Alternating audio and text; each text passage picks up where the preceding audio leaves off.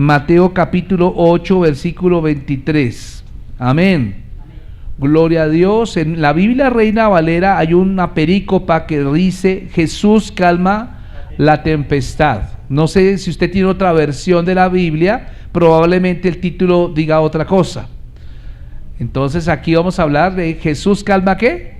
La tempestad. ¿Cuántos saben que el Señor no impide las tempestades en nuestra vida, hermano? Las tempestades no van a ser evitadas, tendremos que atravesarlas. Gracias por ese único amén. Tendremos que atravesar las tormentas, hermano. Amén. El Señor nos ha dado capacidades para enfrentar la tormenta. Cuando usted mira la Biblia menciona en Isaías 40, capítulo 40, 29, habla de que los jóvenes flaquean y caen, ¿cierto? Pero los que esperan a Jehová levantarán alas como ¿quién? Como las águilas, correrán y no se cansarán o fatigarán. Pero también el Salmo 103, versículo 5 habla acerca de que las águilas, dice que somos como águilas, ¿no? Somos como águilas. Entonces, ¿por qué la Biblia menciona tanto el águila? Y es que hay una curiosidad. La curiosidad es que el águila es el ave que está por encima de la cadena alimenticia. Por ejemplo, el águila no tiene enemigos naturales, literalmente no los tiene. El único es el hombre, pero naturalmente no los tiene. O sea, él está por encima de toda la cadena alimenticia. Y uno se da cuenta que no es por cualquier cosa. El águila, a diferencia de muchas aves, tiene habilidades que no tiene. Por ejemplo, el águila es una de las aves que puede remontar alturas mucho más allá, más alta. El techo de ellos es bastante alto. O sea, pueden elevarse a alturas que ninguna otra ave puede elevarse. La otra característica del águila es el pico que tiene. Es un pico diseñado para destrozar. Tiene unas garras diseñadas para agarrar y destrozar también. Tiene una visión que ningún otro animal tiene. Por ejemplo, en esas alturas puede detectar un pequeño ratoncito y puede caer en barrena y capturarlo. O sea, pero otra característica que quizá usted no sabe del águila es que el águila es un ave que digamos que es capacitada para enfrentar la tormenta. Por ejemplo, las águilas no aletean tanto, ellas aprovechan las corrientes de aire y esas corrientes de aire las elevan mucho más alto, ¿me entiende? Entonces, cuando la Biblia menciona que nosotros somos como águilas, es que vamos a aprovechar las corrientes de aire para elevarnos. ¿Aló? Ahora, el águila es otra característica del águila es que, según los científicos, tiene un promedio de vida de 35 años.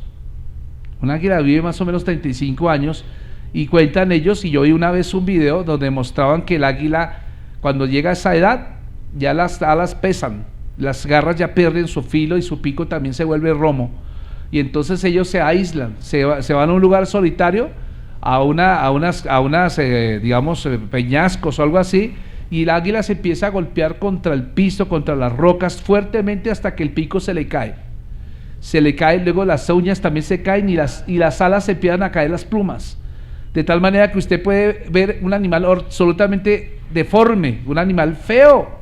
Y uno dice, caramba, ¿por qué hace eso ese animal? El milagro viene después de eso, porque el milagro viene cuando ella empieza a salirle uñas nuevas y le empieza a salir un pico nuevo y alas nuevas y empieza a volar nuevamente como 0 kilómetros. ¿Sabe? No es por cualquier cosa que el Señor nos compara con un águila. Usted es un águila. Usted es un águila. Está diseñado para enfrentar tormentas, está diseñado para tener una visión aguda, está diseñado para capturar presas. Usted está diseñado por el poder de Dios, porque no es el poder nuestro, sino el poder de Dios. Amén, gloria al Señor. Vamos a leer la Biblia en Mateo capítulo 8, versículo 23. ¿Qué dice la Biblia? Escuchen lo que dice la Biblia. Y entrando él en la barca, sus discípulos le siguieron. Y aquí que se levantó en el mar una tempestad tan grande que las olas cubrían la barca, pero él dormía. Y vinieron sus discípulos y le despertaron diciendo: Señor, sálvanos que perecemos. Él les dijo: ¿por qué teméis, hombres de poca fe? Entonces levantándose reprendió a los vientos y al mar, y se hizo grande bonanza. Y los hombres se maravillaron diciendo: ¿Qué hombre es este que aún los vientos y el mar le obedecen? ¡Qué tremendo! Ahora ponga atención a lo que quiero hablarle, porque yo quiero hablarle que para usted aprender a ser agradecido, usted tendrá que aprender también a recordar las tempestades que han pasado en su vida. Para aprender a ser agradecido, tengo que aprender a recordar ¿qué? Las tempestades de la vida. Porque nosotros no venimos de cualquier lugar, venimos de un lugar, de un Egipto en espiritual, donde el Señor nos ha llevado a una tierra prometida que se llama Jesucristo. Y escuche bien lo que le voy a decir. La Biblia enseña que Jesús, aquí en este pasaje dice, y Él entrando en la barca. Lo curioso de esta historia es que la historia se da justo después del Sermón del Monte. Si usted se devuelve unas páginas atrás, usted va a encontrar que el Sermón del Monte abarca los capítulos 5, los capítulos 6 y el capítulo 7 de Mateo. Jesús se sentó en la montaña y empezó a enseñar a las multitudes acerca del reino de los cielos, de los principios espirituales. Y después de que él baja del monte, allí en Mateo capítulo 7, 29 lo dice, el capítulo 8 él empieza su ministerio. Entonces él empieza su ministerio, dice que apenas cuando descendió, dice Hechos 8:1, dice, cuando descendió Jesús del monte le seguía ¿qué? Mucha gente, y aquí un leproso y se postró ante él diciendo, Señor, si quieres puedes limpiarme, y Jesús le extendió la mano y le tocó diciendo, quiero, se limpió, y al instante la lepra desapareció. Entonces vean ustedes que empieza una serie de milagros, y en esta serie de milagros hay un grupo de hombres que lo rodean. No solo son multitudes, hay un grupo escogido, ¿me entiende? Ese grupo escogido son 12 discípulos. El Señor tiene un propósito con esos 12 discípulos y es que les va a entrenar. Él los va a entrenar para ver grandes cosas. Esta mañana estamos leyendo Juan 21:12, ¿cierto? Cuando está diciendo el Señor que cosas aún mayores haríamos nosotros, ¿cierto? Las cosas que Él hizo, aún mayores las haríamos nosotros. Pero ¿cómo viene eso, hermano? Eso no viene porque sí. Hay un periodo de entrenamiento. Y entonces Jesús tomó a esos 12 discípulos, los empieza a hacer testigos y a involucrarlos en una serie de milagros. No solamente en la enseñanza, sino en una serie de milagros. Y entre ellos vemos acá este leproso que es sanado completamente. Luego usted sigue viendo la Biblia, en el versículo 5 del capítulo 8 dice que Jesús sana al siervo de un centurión. Amén, ¿lo ve? ¿Está viendo su Biblia? Mire su Biblia, por favor.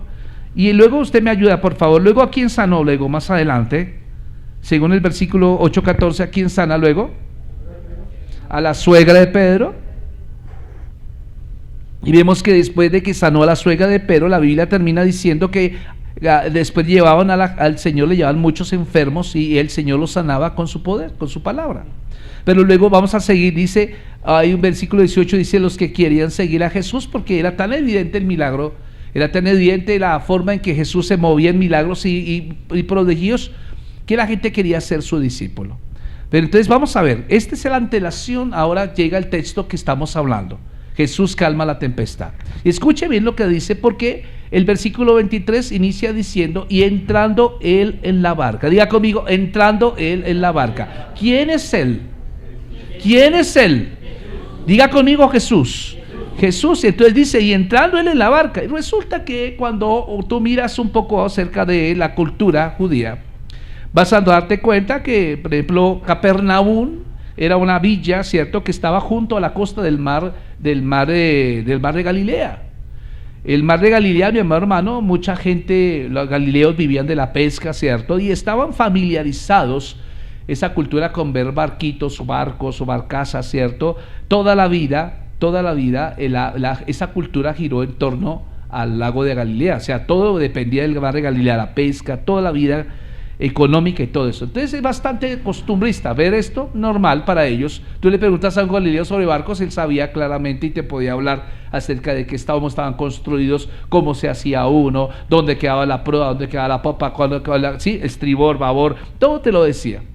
Entonces fíjense que aquí es interesante porque Jesús va a hacer un milagro con algo cotidiano de la gente. Él entra en una barca, pero fíjese el texto, por favor, vea con atención. Dice, y entrando él en la barca. ¿Quién entró primero? Jesús entró en la barca. Luego, ¿qué dice? Sus discípulos, ¿qué? Le siguieron. sus discípulos le siguieron. Entonces vamos a ver, primero entra Jesús, luego entran los discípulos, y dice que en ese momento, el versículo que sigue, dice el versículo 26, y he aquí que se levantó en el mar una tempestad tan grande que las olas cubrían la barca, pero él dormía. Ahora, note algo interesante, se levanta una gran tempestad. El texto que nos menciona una gran tempestad, parece que era una tempestad no común, regularmente en Galilea se levantaban tempestades, o sea, los marineros, los pescadores están acostumbrados a cuando se levantaban tormentas, pero es que esta tormenta era algo raro, era fuera de lo común, era descomunal, y entonces dice la Biblia particularmente que, digamos, que en ese momento, que ya Mar de Galilea era bien conocido por esas repentinas, por esas violentas tormentas, pero esta tormenta mencionada por Mateo era severa, ¿cierto? Y fíjense que se salió de control, eran experimentados los pescadores, eran los experimentados marineros, o sea, ellos ya tenían que estar acostumbrados a todo tipo de tormenta y sabían qué hacer en casos de eso, ¿cierto? Para evitar que la barca se hundiera. O sea que era gente experimentada, ya sabían por su uso, por su costumbre, todos los días lo hacían. Venían tormentas, ¿qué pasó? No hubo una tormenta ya, pero vengo todo espelucado, pero no te preocupes, todo está bien. Eso podía pasar, era cotidiano hablar de eso, escucharlos hablar acerca de ese tema, pero note algo, que aquí ocurre algo fuera de lo común. Dice aquí que las olas cubrían la barca. Vean ustedes el texto. Las olas cubrían la barca, ¿cierto? Y esto da a entender que esas olas estaban hundiendo literalmente el barco. Aparentemente lo estaban hundiendo. Pero hay un pero ahí. No todos los peros son malos, hay un pero. ¿Cuál era el pero en medio de la tormenta? ¿Quién dormía? Jesús, dice el texto, dormía. Jesús dormía. Pero ahora quiero que entienda esto. Estaba leyendo un libro ayer que tiene un nombre, se me olvidó el nombre de ese libro, pero estaba diciendo, hablando de este texto, me causó curiosidad, voy a leerlo, me puse a leerlo y me encontré con unas cosas locas, barrabasadas, perdónenme, disparates que decía el texto. Decía que cuando tú estás en una tormenta, tú tienes que despertar a Jesús. Yo dije, ¿quién te dijo a ti que de Jesús está durmiendo? El texto que está mencionando acá era que Jesús estaba 100% hombre, era 100% ser humano, de tal manera que Jesús tenía una limitante por espacio, por tiempo y por cansancio. Él se cansó porque él predicó, recuerde que predicó el sermón de la montaña. Acuérdese que sanó a la suegra de Pedro, acuérdese que sanó a un centurión, al siervo de un centurión, acuérdese que hizo unos milagros tremendos. Hay cansancio físico, y él entró a la barca y lo primero que gustó fue buscar la cama, se acostó allá, no sé cómo puede ser dormir en una barca, pero eso es lo más incómodo del mundo, y le cogió el sueño. Pero el libro que yo leía decía, cuando pases por una tormenta, despierta a Jesús. ¿Quién te dijo así eso? Si eso solamente ocurrió ahí porque él era ser humano, pero ahora Jesús está sentado a la derecha del Padre, él está pendiente, él es nuestro intercesor. Entonces hay libros que uno lee, hermano, que uno realmente lo pone a pensar y dice, pero ¿cómo así? Jesús no está durmiendo en este momento. De hecho, el texto nos dice que cuando Cristo se entró a la barca, los discípulos, ¿qué? Lo siguieron. Y otra falsa enseñanza es que dice que nosotros somos seguidores de Cristo. Nosotros no somos seguidores de Cristo. Nosotros somos la casa de Cristo. ¿Me entiende? Usted ya no, en este tiempo, o sea, en este momento sí habían seguidores de Cristo, pero después de que Cristo murió en la cruz, después de que hubo resucitado y después de que envió el Espíritu Santo, ahora Cristo habita entre nosotros. O sea que no somos seguidores de Cristo, somos su casa. Somos su casa. Diga conmigo, soy la casa del Señor. Amén. Usted es un tabernáculo con pies, y donde quiera que usted vaya, usted va a encontrar que usted es la presencia de Dios, va con usted. Pero entonces ubiquémonos en contexto de este pasaje, porque quiero llevarlo a usted a entender por qué las tormentas en nuestra vida. Aquí empezamos el ministerio de los discípulos apenas está empezando, y ellos apenas están siendo entrenados, pero ellos ya habían sido testigos de milagros, ¿o no? Mencióneme algunos milagros que antecedieron esto. ¿Cuál fue? La sanidad del siervo del centurión. ¿Qué más? La suegra de Pedro. ¿Qué más? la sanidad del leproso, y había muchos enfermos allí. Entonces dice que ellos vieron con sus ojos milagros. Y a esto quiero llegar, porque ellos entraron en la barca. Es verdad que la tormenta era sobrenatural, era algo raro, ¿cierto? Es verdad que las olas cubrían la barca, ¿cierto? Y que él estaba durmiendo. Pero fíjense que aunque los discípulos estaban desesperados, Jesús dormía. Jesús estaba dormido, y parece extraño, pero para ellos que él pudiera dormir en medio de la tempestad. Pero él estaba cansado, amados. Ahora, note algo: nunca Jesús hizo algo sin la dirección del Padre. El Señor, muchas veces el Señor decía: lo que veo en mi Padre es lo que yo hago. O sea, Jesús nunca hizo lo que se le vino en gana. Por ejemplo, cuando él eligió a los discípulos, no los eligió porque él quiso, él los eligió porque el Espíritu le dijo este. Y el éxito del ministerio de Jesús radicó en que él tuvo intimidad con el Espíritu Santo. ¿Entiende eso? Porque el 100% hombre. Ahora, note algo interesante. Un autor llamado Bruce decía una vez, que la gramática de la frase "pero él dormía" llevaba un contraste dramático, porque dice que la tormenta arreciaba y los discípulos estaban literalmente en pánico, pero él estaba durmiendo. O sea, son un contraste tremendo. Mientras él está tranquilo durmiendo, los demás están en pánico. O sea, hay un contraste impresionante. Escuche lo que le voy a decir. Y estamos impresionados por el hecho de que él necesitaba dormir. Nosotros pensamos que Jesús nunca se vio cansado. Y esto demuestra solamente una cosa: que cuando Cristo, el Cristo de los evangelios, no era Dios, era un ser humano, como usted y yo. Y esa es la razón fundamental por la cual estamos acá, porque Él dejó de ser Dios para hacerse un ser humano. Y como ser humano Él tuvo que pagar en la cruz del Calvario la deuda que la humanidad tenía, porque la humanidad era la que tenía que pagar, no Dios.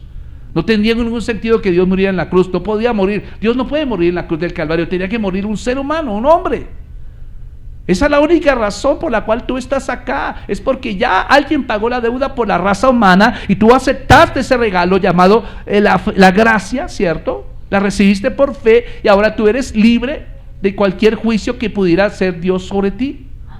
La ira del Padre se vino sobre la humanidad de Cristo.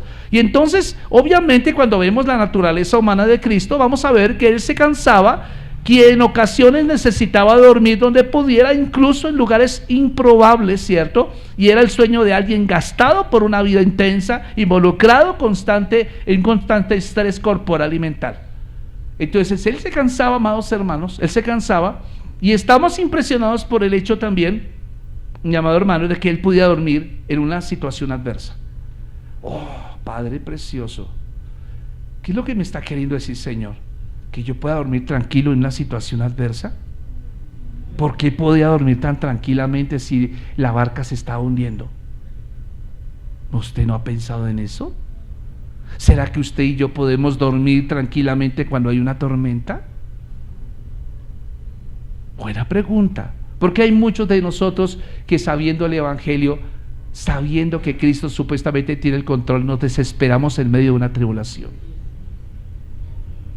Medite usted en esto, mi amado hermano, medite en esto. Entonces resulta que aquí Jesús pudo dormir. ¿Por qué pudo dormir? Porque su mente y su corazón estaba lo suficientemente confiado, estaba tranquilo en el amor y en el cuidado de su Padre Celestial, porque Él mismo le dijo: súbete al barco y ve al otro lado.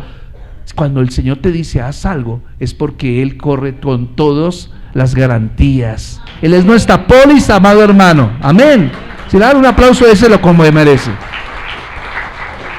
Y esto me da a entender algo, y es que Él podía dormir tranquilamente en medio de la tormenta porque había una palabra que antecedía a la tormenta. La palabra era: te voy a llevar a un puerto seguro. Ahora, seguramente Jesús no era el tiempo de morir, porque tenía que morir en la cruz del Calvario. Ese no era el lugar de morir. Así que quien estuviera con Cristo también estaba protegido. ¿Me entiende lo que estoy diciendo? O sea, los discípulos aún no habían comprendido a plenitud el plan de Dios para Jesús. Entonces fíjense, ahora vaya conmigo al versículo que sigue, el versículo 26, ¿qué dice? Entonces, el versículo 26, ¿qué dice? Dice el versículo 27.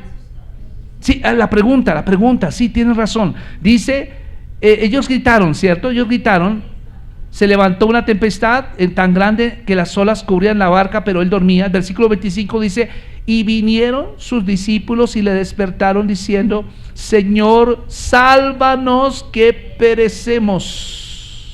Sálvanos que perecemos. Ahora siga leyendo, por favor, no pare. Y dice: y él les dijo: ¿por qué teméis, hombres de poca fe? Entonces, levantándose, reprendió a los vientos y al mar, se hizo grande, ¿qué? Bonanza. Ahora quiero que usted entienda que la pregunta que Jesús hace, la pregunta que es, dice: ¿por qué teméis?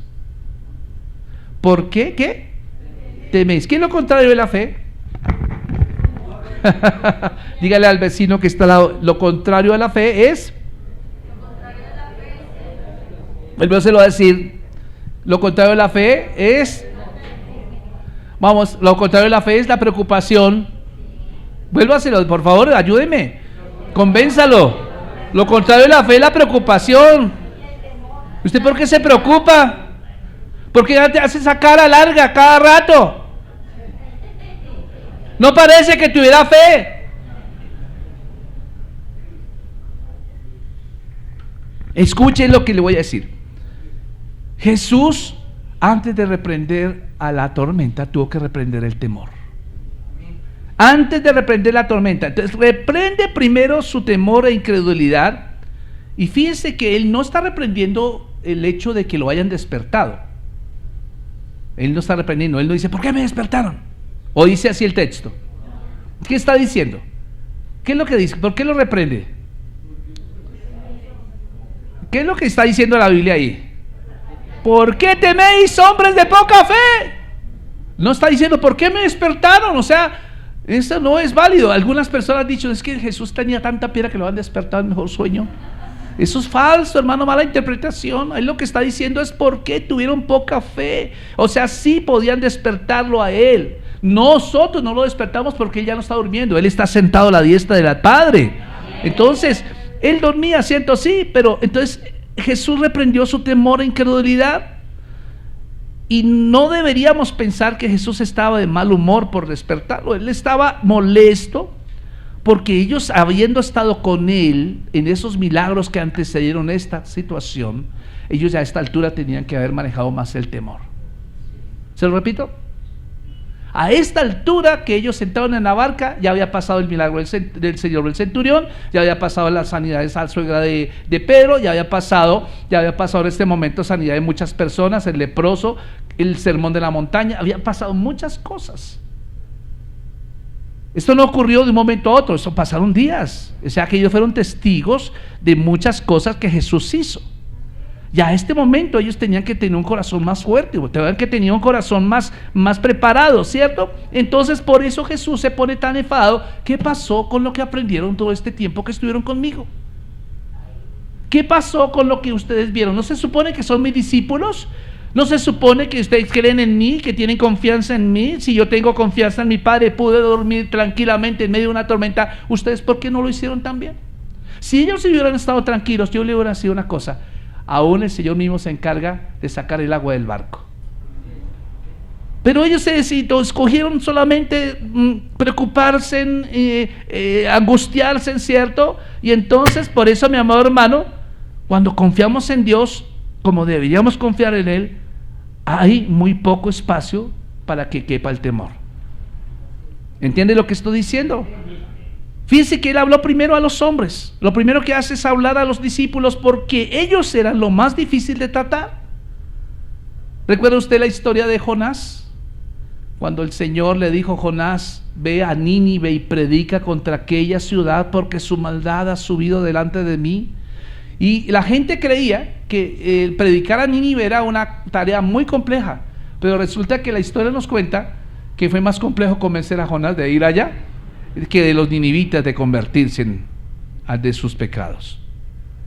A veces el Señor tiene que lidiar mucho más contigo y conmigo de lo que tiene que lidiar con una situación como un cáncer, como una situación adversa, como una situación económica compleja, mi amado hermano. Tiene que trabajar primero en tu corazón y en mi corazón. Nosotros somos los primeros estorbos para ver un milagro. No es el diablo ni siquiera el enemigo número uno nuestro. Somos nosotros mismos, nuestro orgullo, nuestra soberbia, nuestra altivez, nuestra poca fe, ¿cierto? Nuestras dudas, ¿cierto? Nosotros siempre estamos dudando del Señor. Y entonces le creemos más al diablo y las circunstancias. Pero fíjense, él tuvo que hablar primero, porque era más difícil tratar con los discípulos que con la tormenta. Nótese algo, que él tuvo que reprenderlos. Y fíjense que él tratado. Entonces ellos en realidad, yo podría pensar que tenían muchas razones también para tener fe, incluso gran fe. Fíjense que acaban de ver otra vez los milagros, todo aquello.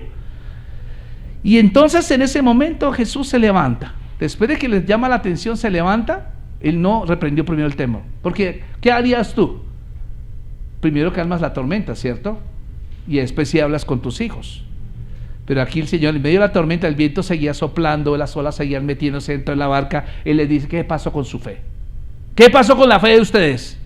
Y no les está hablando allá. Cuando tú escuchas la Biblia en audio, de Proclaimer, ¿cierto? Te vas a notar que la fuerza con que Jesús le reprende no es: hijitos, ¿qué pasó con su fe? Ay, no charlen así. ¿Qué pasó con la fe? Él no, él sacó la piedra. Y les dice: ¿qué le pasó con la fe de ustedes? ¿Por qué tienen temor? Y él seguía soplando el viento. Y ellos no sabían si a tenerle miedo a la ola o a lo que dijo Jesús. Jesús se levanta y empieza a calma, con una sola voz dice: cálmate. Y se calmó todo. Hubo una gran bonanza. Escuche bien esto, porque en medio de la barca es tu vida. Tú estás en la barca llamada Jesús. Aquí en octubre sacamos el arca de Noé. El arca de Noé es un tipo de Jesús. Y solamente estuvieron allí los que creyeron en lo que Noé había predicado. Tú estás acá porque creíste, hermano. Yo te voy a decir una cosa: no tiene razón que tú estés angustiado. No tiene ninguna razón de que tu lenguaje sea negativo. No tiene ninguna razón. Si vas a empezar un año 2025 bien, empiézalo bien. Empiézalo hablando la Biblia. Empiézalo, tu hijo está en desorden. Es que ese hijo, un chico de arriba no me saca la piedra. No, bendígalo. Diga: Señor, lo pongo en tus manos, Señor. Lo pongo en tus manos. Es que no hay nada que echarle a la olla. Pues por eso, porque usted está diciendo que no hay nada que echarle a la olla, es que no hay. Diga: Señor, hoy le echamos unas mollejas por ahí, pero mañana le echaremos una pechuga. Cambie su lenguaje, hermano. Ellos estaban allá: Señor, estamos que nos hundimos. Y hombres de fe, ¿qué podrían pensar las multitudes si los vieran a ellos en esa situación? Oye, esos son los discípulos de Jesús. Yo siendo discípulo de Jesús, yo no diría eso. Mucha gente dice así. Te ve a ti y dice: oye, pero usted no es cristiano, ¿acaso? A veces la gente mundana viene y le da consejos a uno: usted debe tener más fe, ¿no? Si usted debe tener más fe, gloria a Dios. Y con la botella de águila acá, ¿cierto? Usted debe tener más fe, ¿cierto? Usted debe tener más fe, gloria a Dios. Pero usted es el que ejemplo, hermano. Usted está aquí para impactar al mundo. Usted aquí no viene a que el mundo lo impacte a usted. Usted está para impactar al mundo, gloria a Dios. Entonces, tremendo esto, mi amado hermano. Y la tormenta probablemente, algunos dicen, bueno, fue provocada por Satanás. Sí, él tiene cierto poder sobre los elementos, porque acuérdense, cuando Adán y Eva pecaron, dice que la tierra quedó maldita por esa desobediencia, por esa tradición, y todo a partir de ese momento parece que hay registros de los temblores, de los volcanes, de todo esto que pasó, vino por la maldición de Adán y Eva. Le entregaron la autoridad a Satanás, y Satanás es el enemigo número uno de Dios, y si es de Dios, es de nosotros también. Y entonces parece que sí. Yo creo que había un propósito en la tormenta ahí. El diablo quiere, a través de las tormentas, hacerte retroceder, hacerte hablar babosadas. Dígale a su vecino: deje de hablar tanta babosada. Usted tiene que hablar de fe. Entonces el propósito del diablo, sí, claro, desde luego Satanás va como príncipe de la potestad del aire, quien teniendo la autoridad a todos los predicadores del evangelio. Porque note algo, en esa barca, ¿quién estaba? El que iba a consumar la salvación y los que iban a empezar la iglesia primitiva. Los tenía todos reunidos, no era sino hacerles así, ¿sí o no? Pero Jesús estaba confiando en el Padre, porque sobre Satanás está el Padre. Amén. Y el Padre no va a permitir que nada malo te pase. Él tiene un propósito. Hasta que tú cumplas tu meta aquí, te llama: oiga, Yo quiero decirte algo, no hagas planes para quedarte mucho en esta tierra. No hagas muchos planes para quedarte, no te amañes, o sea, no vengas acá a la iglesia a pedirle, Señor, es que quiero que me des un carro, una Ford Explorer, quiero que me regales, Señor, una Toyota Hilux, Señor, quiero que me regales una Harley Davidson de 1200 centímetros cúbicos, Señor, quiero que me regales un... No, sí, Dios te va a dar eso, eso es añadidura, el Señor quiere que tú cojas cosas buenas, pero ese no es el fin de Dios. El fin de Dios es que tú sirvas a Él. El fin de Dios es que tú lleves tu familia al cielo, que los prepares para llegar al día, porque va a llegar un día que esa Harley Davidson se va a quedar aquí en la tierra. ¿Sí? Si compras una Toyota, te va a quedar aquí. Y si compras una casa nueva, le metiste tanta plata, pisos, pintura, que le compraste la aplicación, que le compraste el no sé cómo llama, el veneciano y toda la vaina, y la gente, no me toque la pared, que me la va a ensuciar. Hermano, si usted se muere, esa casa va, hermano, va a cambiar de dueño. Y dentro de unas generaciones no saben quién fue el que inició esa obra, ni quién hizo ese veneciano, ni siquiera se van a acordar de usted. Eso va a pasar. Mucha gente se aferra a las cosas materiales, como diciendo, me van a acordar. No, hermano, hay gente que se ha muerto. Vea, Pacheco se murió en el 2014 y ya nadie se acuerda de él. ¿Y quién era el mejor animador de Colombia, hermano? ¿O no? ¿Quién no veía Animalandia, hermano? Y no me perdía Animalandia los domingos. ¿Quién no se acuerda de Quiere Cacao? ¿Quién no se acuerda de J. Mario Valencia? ¿Quién no se acuerda de Chespirito? Hermano, murieron y ya nadie se acuerda. Murió Leodán esta semana, hace poquito. Ahorita lo recordamos, pero dentro de unos años, ¿a quién es ese señor?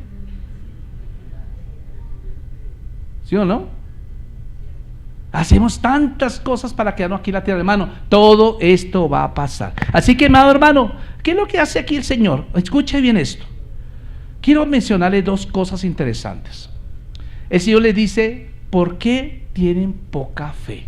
Escuche lo que dice, poca fe. Y la palabra poca fe no está diciendo que no tuvieran fe. Escuche, póngame atención, no se distraiga, no me hable ahorita.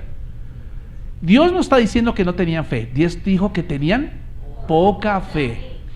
Poca fe. La palabra para poca fe es la palabra oligopistos, que significa poca fe. No es la palabra pistos, que significa sin fe. Tenían poca fe.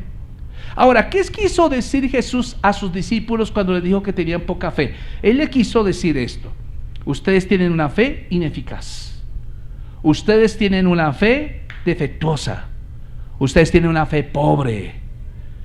Y entonces Él los invita, Jesús invita a sus discípulos a comprender más claramente quién es Él. O sea, ¿cómo yo puedo tener fe como Dios me demanda? La única manera en que tú vas a crecer en fe es cuando tú comprendas lo que Cristo hizo por ti en la cruz. De resto de religiosidad, ay no, es que yo iba a la misa a las 7 de la mañana y el cura sí predicaba solo 30 minutos. Y yo salía de allá y tenía harto tiempo, entonces no entendiste nada. Ve, hermano, el estar aquí tú es porque tú comprendes lo que Cristo hizo por ti.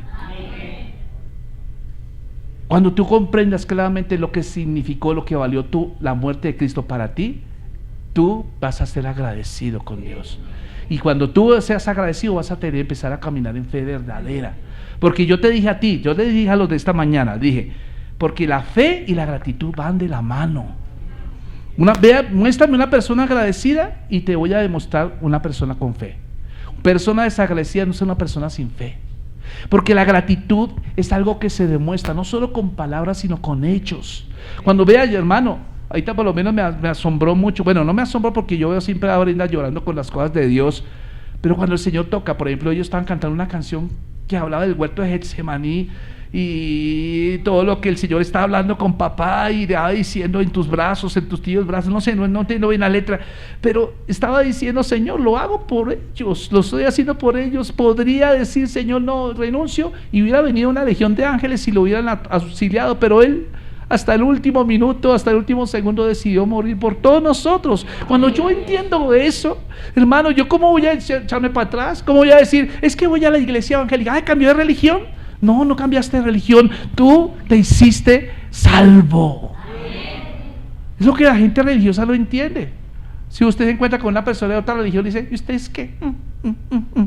Ay, ¿Y qué hacen ustedes? Levantan las manos, aleluya, ¿cierto? Usted no entiende nada, usted es un baboso, usted no entiende nada. Usted no entiende la salvación, porque la salvación es entender lo que Cristo hizo por nosotros en la cruz. Y es vivir por ello. Usted no le puede agregar a la obra de la cruz del Calvario nada, pero tampoco le puede quitar nada. Es perfecta. La obra de la cruz del Calvario es perfecta para salvarnos y hacernos aceptos delante de Dios. ¿Qué era lo que tenían los discípulos? Tenían una fe ineficaz, tenían una fe pobre, tenían una fe defectuosa. Por eso cuando vieron la tormenta, ¡ay, Señor, ¿de dónde nos venimos? Pero si está Cristo ahí. No entiende que está Cristo ahí. Él está tranquilo porque usted no está tan tranquilo como Él. Fe defectuosa, fe ineficaz, oligopistos, una fe pobre, hermano. Y nótese algo, que después de que el Señor les reprende, ¿cierto? Fíjese que el hecho de que usted esté siendo enseñado con esta palabra no me garantiza nada de que usted va a caminar en fe. Ellos tuvieron un buen maestro como Jesús les enseñó, estuvieron en el sermón de la montaña, los discipuló, como la pastora está diciendo ahorita, discipulados, pero a pesar de ellos decidieron temer. Es decir, que ahora esto concierne a que usted decide preocuparse o no decide preocuparse. Ellos decidieron preocuparse. Y cuando usted decide preocuparse, usted está negando la obra eficaz de la cruz del Calvario. ¿Escuchó lo que le dije? Cuando usted decide preocuparse, usted está decidiendo de que Cristo fue ineficaz, de que la sangre derramada por Cristo no tiene poder, de que el nombre de Cristo no tiene poder. Por eso usted tiene que hablarle a los problemas. No hable a Dios de los problemas que usted tiene, háblele a los problemas del Dios grande que usted tiene. Eso es lo que usted tiene que hacer. Entonces la fe y la gratitud van de la mano. Entonces, pues, note algo interesante. No se pueden separar. Si usted me dice tengo fe, usted tiene que mostrar que está agradecido. Gracias por ese amén. Pastor, ¿y cómo así que yo soy agradecido? Si yo digo gracias, ay, gracias. No es solamente decirlo, es demostrarlo. Por ejemplo, ¿cómo yo sé que usted está agradecido acá? Cuando están alabando al Señor, una persona agradecida no le importa hacer el ridículo. Una persona agradecida, Señor, como David, Señor, empezó a danzar, empezó a decir gracias. No le importa llorar en público, no le importa inclinarse de rodillas delante del Señor. Es una persona agradecida, está diciendo, Señor, ¿qué hubiera sido de mí si no ha sido por ti? Fe y agradecimiento van de la mano. Usted no puede decir que tiene fe si le cuesta trabajo levantar las manos y adorar. Usted no puede decir que tiene fe si le cuesta trabajo diezmar y ofrendar. Usted no puede decir que tiene fe si ve que aquí en la iglesia hay harta cosa que hacer y nunca dice, pastora, ¿qué puedo ayudar? Usted no puede decir que tiene fe si usted sí. Porque la fe se demuestra. Dice, Señor, mi salvación valió tanto que tengo que hacer algo por lo menos. Entonces, por eso, mi amado hermano, note algo el versículo finalizando. Yo quiero terminar acá porque esto tiene una segunda parte. Escuche. Y resulta que vemos allí en el versículo número 26, dice, y les dijo, ¿por qué teméis, hombres de poca fe? Entonces, levantándose, reprendió a los vientos y al mar y se hizo grande bonanza. Ahora, versículo 27, por favor, lea conmigo. Y dice, ¿y los hombres qué pasó? Se maravillaron. Escuche, la palabra maravillaron en el griego está diciendo se asombraron. Escuche, se asombraron. Es diferente a lo que dice Mateo 7:28. Vaya conmigo a 7:28, que dice, y cuando terminó Jesús estas palabras, la gente se admiraba de su doctrina. Son dos verbos diferentes. Una cosa es maravillarse y otra cosa es admirarse. Resulta que este término maravillarse está dando a entender de que ellos simplemente no creían lo que estaban viendo. O sea, es como si por primera vez ocurriera un milagro en sus vidas. ¿Cómo así? Lo que significa es que ni siquiera los discípulos comprendían plenamente la identidad de Cristo. Ellos todavía no han entendido. Y entonces, ¿cuál es el problema? Que usted no va a crecer en fe a menos de que usted entienda claramente quién es Jesucristo. Jesús es autoridad. Amén. Por eso, mi amado hermano, usted va a encontrar que allá el Salmo 89, versículos 8, le dice, oh Jehová, Dios de los ejércitos, ¿quién como tú? Poderoso eres Jehová, y tu fidelidad te rodea. Tú tienes dominio sobre la braveza del mar, cuando se levantan sus ondas, tú las sosiegas. Y ya estaba escrito de que Jesús tenía poder sobre la naturaleza? Se supone que ellos sabían Biblia, ¿cierto? Y escuche bien esto, y en el caso de unos pocos momentos, en un lapso de unos pocos momentos, los discípulos vieron tanto la completa humanidad de Jesús en su sueño profundo y plenitud de su deidad. Ellos vieron a Jesús por quien Él es, verdaderamente hombre y verdaderamente Dios. Amén. ¿Cómo le parece? Esta tormenta me habla acerca de que van a venir tormentas a su vida.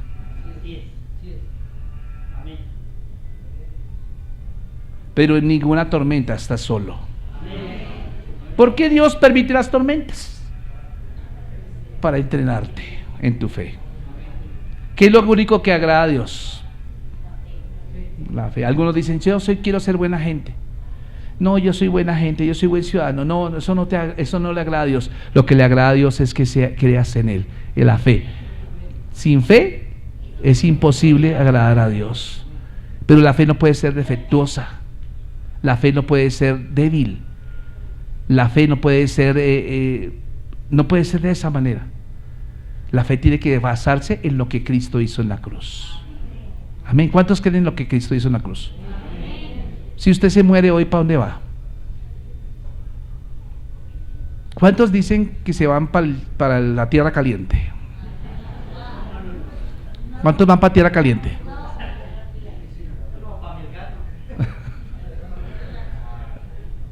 Si usted muere, ¿para dónde va?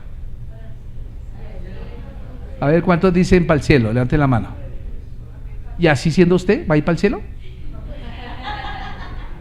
Pues sí, porque Dios, a pesar de lo que usted ya le prometió que va al cielo. A pesar, no, porque Dios no lo acepta con esos defectos a usted, Dios lo acepta a pesar de esos defectos. Pero Él espera que usted los cambie.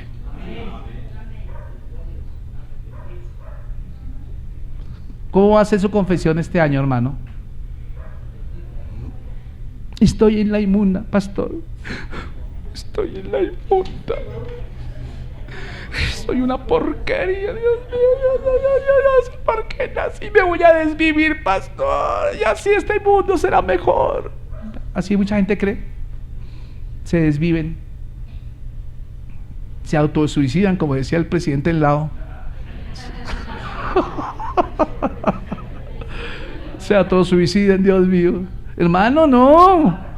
Dios tiene un plan para usted. Hermano, usted no hay ningún otro como usted en el mundo, ni lo habrá, ni lo va a ver. Usted nació en este año, en esta época, porque Dios quiere que usted impacte esta época. Que lo recuerden por lo que usted habló, no por lo que malo que usted habló, sino por lo que dio testimonio. Amén. Póngase de pie, vamos a darle gracias a Dios.